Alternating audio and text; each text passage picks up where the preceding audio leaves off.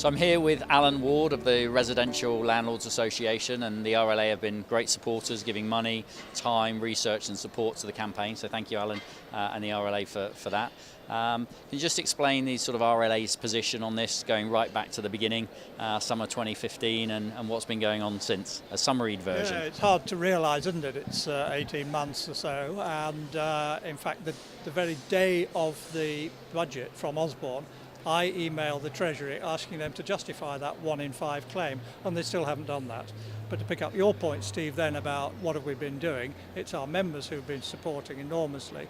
Over 600 have written to their MPs, 120 or so have sought meetings with their MPs, and those are still in train. So there's tremendous groundswell as well, as you know yourselves. Added to that, we had meetings back at the Tory Party conference, a round table of MPs and landlords, and we have action going on in Westminster itself with quite a large group now of MPs supporting the case that we have against Clause 24. What would you urge anybody watching to do? Oh, get out there and write. Email your MP. You can find on the RLA website, there's an easy link to find. You put your postcode in, you'll find your MP. You can then write direct to your MP and take it further. Don't just write. Go and see them. They're not ogres. They're not terrifying people. They're just like you and me, and they will listen to evidence, and that's what we've got as landlords, and that's absolutely vital. And of course, look at the majority that your MP has and see how vulnerable they are, because the smaller the majority, the more important your voice. One of the reasons we started the campaign was not just to fight against Section 24, but what else might be coming and what else might the government do if we, as a community of landlords and letting agents, don't fight back.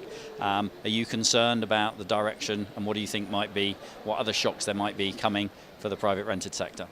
What I think is absolutely unbelievable is that this is a Conservative government who is that is working against us as individuals, looking after our futures, really.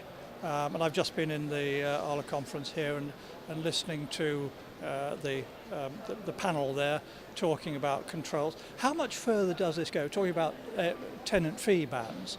How much further does it go? Somebody suggested putting in a limit on fees. Well, that's ironic, isn't it? I mean, you might believe that if it was a socialist government.